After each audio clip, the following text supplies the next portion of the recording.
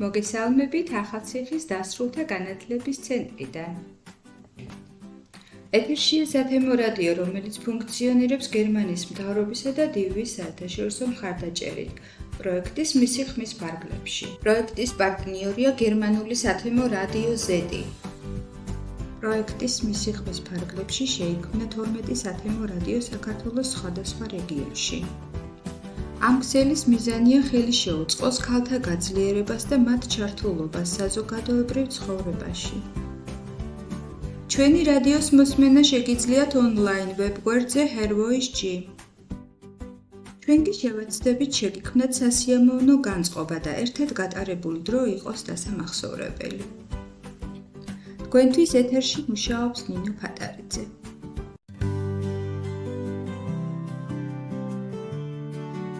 რუბრიკა პორტრეტებით გაგაცნობთ ჩვენს გვერდით მცხოვრები ერთი შეხედვით ჩვეულებრივ, თუმცა მათი საქმიანობით და ისტორიებით გამორჩეულ ქალებს.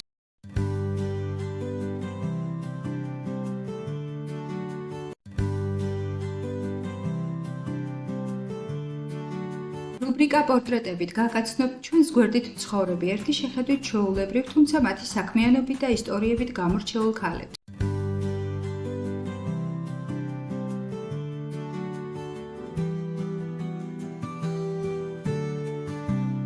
მოგესალმებით ძვირფას მსმენელებო, ეთერში ახალციხის სათემო რადიო ახალციხის ხმა. დღეს ჩვენს ეთერში არის ხონის რადიოს წამყვანი ბატონი გოგა და ის საუბრობს თავის გამოცდილებებზე. გამარჯობა ბატონო გოგა. გამარჯობა, მადლობა მოწვევისთვის. გთხოვთ გვესაუბროთ თქვენზე და როგორ გადაწყვეტეთ ამ პროექტში მონაწილეობის მიღება. კი ბატონო, მადლობა კიდევ ერთხელ. ჩემთვის ძალიან დიდი გამოწვევა იყო, რომ დამატებით პროფესიად შემეძინა რადიო წამყვანობა და რასაკვირველია ძალიან დიდი სიამოვნებით დავთანხმდი ამ პროექტში მონაწილეობას. მე მუშაობ სკოლაში, ვარ ხელოვნების მასწავლებელი, სხვა ძალიან ბევრი პროფესიაც მაქვს, რომლითაც ამ მომენტში არ ვარ დაკავებული, თუმცა წარმოდგენა რასაკვირველია მაქვს და ყველა ამ ჩემი გამოცდილების გამოყენებას ვაპირებ რადიოს მუშაობისთვის, რა თქმა უნდა, სასიკეთოდ. ჩემი რუბრიკის სახელია გენდერს მიღმა და სადაც ვდივართ ამ რუბრიკაში, რომ ქალბატონები და ქალები ზოგადად წარმოვაჩინოთ იმ კუთხით, თუ რა შესაძლებლობები აქვთ ერთი, ასევე რა გამოწვევებთან არის დაკავშირებული მათი ყოველდღიური ყოფა საზოგადოებაში და ასევე ვსაუბრობთ რასაკვირველია ღიად პრობლემებზეც, თუმცა ეს ყველაფერი არის მაინც დაკავშირებული საბოლოო ჯამში იმისკენ, რომ ქალთა თემი გაძლიერდეს არა მარტო ჩვენს რაიონში, არამედ ზოგადად მთლიანად ქვეყანაში. რა იყო ყველაზე დიდი დაბრკოლება, რასაც ამ რადიოს დაარსების პროცესში, ასე რომ ვთქვათ, წააწვით და როგორ მოაგვარეთ ეს და დღეს თუ არსებობს კიდევ ასეთი დაბრკოლებები? ხელშესახები რაღაც განსაკუთრებული დაბრკოლებები ნამდვილად არ ყოფილა, იყო პირველ ეტაპზე ტექნიკასთან მუშაობის ამბავი და ჩვენ ძალიან კარგად გავეცანეთ ზოგადად აღიხსნეს თუ როგორ უნდა მართოთ სამუშაო პროცესი და რასაკვირველია უკვე სრულიად კომფორტულად მუშაობთ ჩვენს სამუშაო გარემოში, იმიტომ რომ ამისთვის გვაქვს ყველანაირი პირობა შექმნილი. ესე ვთქვათ, ძალიან სერიოზული გამოწვევები არ ყოფილა. ახლა მინდა ვესაუბროთ თქვენი გადაცემების სტრუქტურაზე, ძირითადად როგორ გადაცემებს აკეთებთ. ჩვენ გვაქვს ძირითადად პირდაპირ გადაცემები, ზოგჯერ ეს არის ლაივ რეჟიმში, ზოგჯერ კი ჩაწერილი რეპორტაჟები ამ ეტაპზე არ გვაქვს, თუმცა ვგეგმავთ, რომ უშუალოდ ტრანსლირება მოხდეს პირდაპირ ეთერში ვიდეოს მეშვეობით და უკვე ჩაწერილი გადაცემა სხვადასხვა პლატფორმაზე, სოციალურ სივრცეში განთავსდეს არა მარტო აუდიო ვერსიით, არამედ ვიდეო ვერსიით. რამდენიმე გადაცემა გაქვთ უკვე მზად და დადებული, როგორც ვიცით. ყველაზე მეტად რომელი გადაცემა იყო დასამახსოვრებელი, ან რაღაცით გამორჩეული?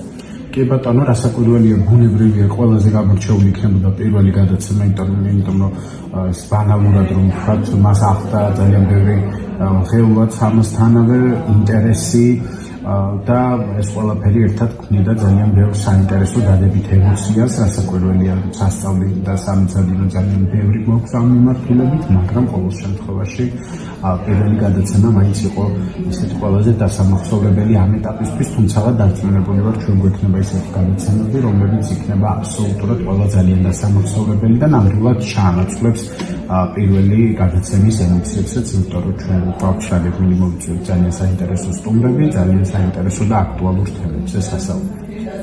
შეგმეტა თუ არა რაიმე ახალი გამოცდილება ან უნარი რადიოში მუშაობის გამოცდილებაზე? რასაკვირველია, ეს არის უშუალოდ ციფრულ ტექნიკასთან, რადიოტექნიკასთან მუშაობის გამოცდილება, რომელიც მანამდე ნამდვილად არ მქონდა და ასევე პრინციპში ეს არის ყველაზე მნიშვნელოვანი, დანარჩენი ეს არის ყოველდღიური სწავლება და გამოწვევა და გამოცდილება, რასაც ჭირდება ეტაპობრივად განვითარება, რაც უნდა მოხდეს ყოველდღიურ რეჟიმში. ახლა ჩვენი რადიო რადგანაც არის გენდერული რადიო, მოდი ვისაუბროთ თქვენს კუთხეში ხონჩი ძირითადად რა გენდერული სტერეოტიპები და რა გენდერული გამოწვევებია გავრცელებული?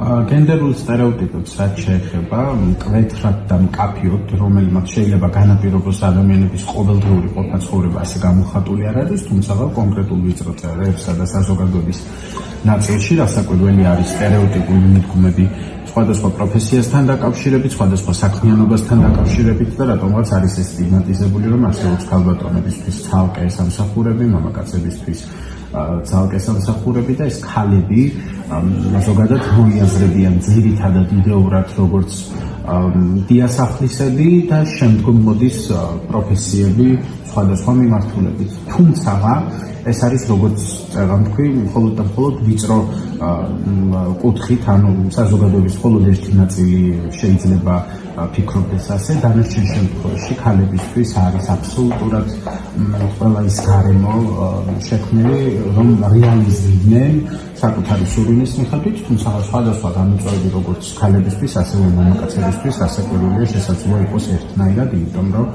ერთი და იგივე ქალაქში, ერთი და იგივე სოციუმში ვიწევთ ჩვენ ცხოვრება, თუმცა ეს ყველაფერი არ ქმნის რაიმე განსაკუთრებულ დისკომფორტს, რამაც შეიძლება გამოიწვიოს სერიოზული უკულტურისვლა, როგორც რაიონის, ასევე ქალაქის და სოფლის. როგორც თქვენ ახსენეთ, არის გარკვეული სტერეოტიპები გავრცელებული როგორც ქალებთან, ასევე მამაკაცებთან მიმართებაში და მაინტერესებს, რას ურჩევდით ხალხს, რომლებსაც უნდათ ამ სტერეოტიპების დაანგრევა და ახალი ნაბიჯის გადადგმა მათ ცხოვრებაში? პირველ რიგში მივდივართ დაბალ ასაკთან, იმიტომ რომ ყველაფერი უფრო სწორად რომ ვთქვა, ძალიან ბევრი რამ ყალიბდება ზუსტად მოზარდობის და ბავშვობის ასაკში, ამიტომ მნიშვნელოვანი არის, რომ ჩვენ შვილებს მივცეთ სწორი მიმართულება და თავისუფალი არჩევანის ნება თუ სად დაინახონ საკუთარი მომავალი და ზოგადად რა ირჩიონ მომავლის პროფესიად, რასაკვირველია რჩევა იქნება გასათვალისწინებელი, მაგრამ უპირველეს ყოვლისა უნდა იყოს მათი ინტერესები, ნიჭი და პირველ რიგში სურვილი გათვალისწინებული, ზუსტად ეს მოგვცემს უკვე ზრდასრულ ასაკში ამ ადამიანების ძალიან რეალიზებულ სურათს, იმიტომ რომ როდესაც ადამიანი აირჩევს იმ საქმიანობას და იმ სფეროში იქნება, ზოგადად ეს არ ეხება მარტო პროფესიას, თუნდაც საკუთარი ცხოვრების დაგეგმარების კუთხით, რასაკვირველია ზრდასრულ ასაკში მას ექნება მეტად უფრო ბევრი თავისუფლება და საკუთარი თავის საუკეთესო პრეზენტაციის შესაძლებლობა საზოგადოებაში, რაც მას პირველ რიგში გახდის ბედნიერს და ჩვენი ამ მომავალი წერტილიც უნდა იყოს ეს, რომ ყველა ადამიანის ყოველდღიურობა გავაუმჯობესოთ და შეცვალოთ უკეთესობისკენ. Ողջույն, მადლობა ინტერვიუს. მადლობა, თქვენ დიდი მადლობა.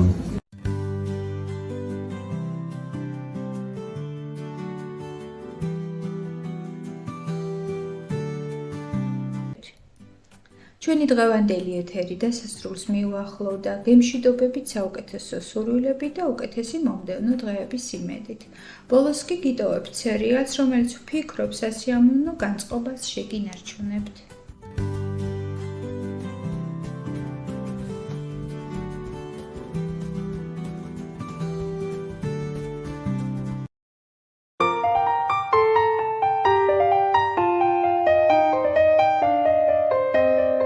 მოგესალმებით ძვირფასო მსმენელებო, მე ვარ მსახიობი ეკა ჩხეიძე და მეორედ მიწევს თეთრ კარავში გადაცემის წაყვანა.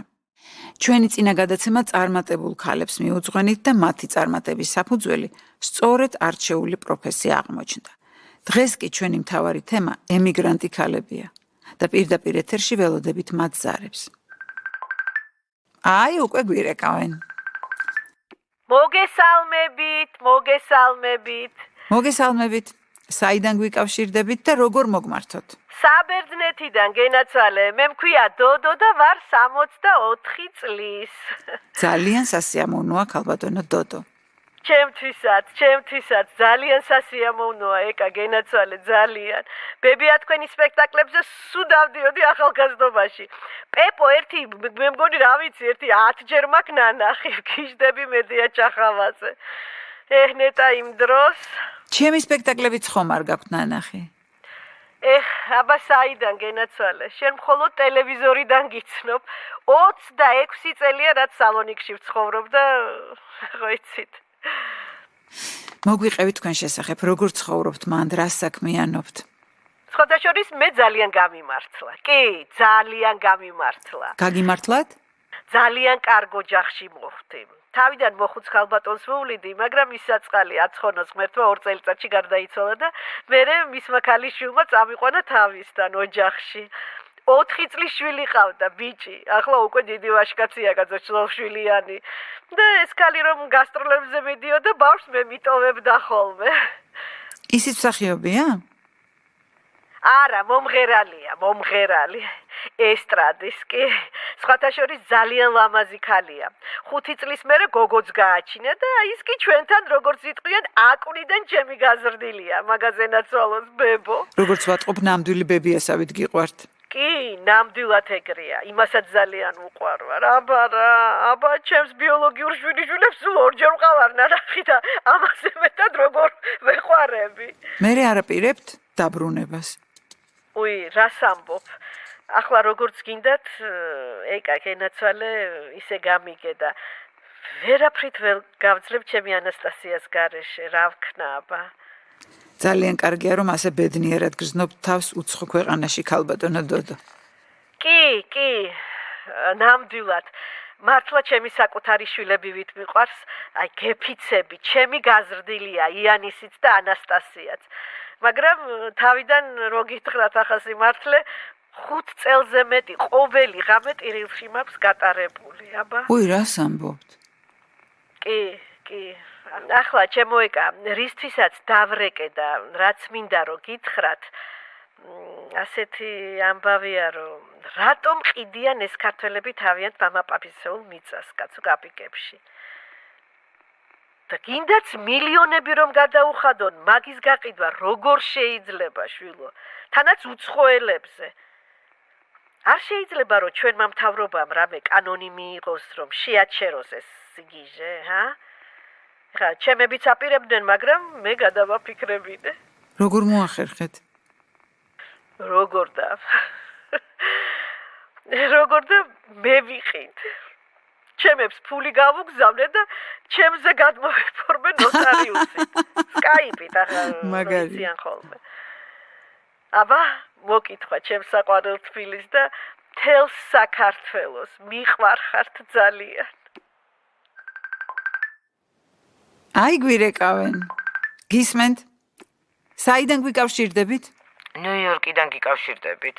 გაგვეცანით თუ შეიძლება? მე მქვია ანა და ვარ 45 წლის. ნიუ-იორკიდან გიკავშირდებით. აქ ისეთ ამბებს ვისმენ მექსიკის გზით წამოსულ ქართველებზე, რომ ძალიან გამიმართლა, რომ იმ გზის გამოვლა არ დამჭირდა. ნიუ-იორკშიც ბავშვობის მეგობარი დამხვდა, ერთი თვე მასთან ცხოვრობდი, სამსახურიც თვითონ მომიძებნა. ისეთ ისტორიებს ვისმენ, აქ ჩამოსული ხალხისგან არ ვიცი სიკეთეს როგორ გადაუხდი. 4 წელი აქ ვარ და საწუწუნოც არაფერი მაქვს. კარგ ოჯახში მოვხვდი და კარგადაც მიხდიან, მაგრამ სახლში უნდა დავბრუნდე.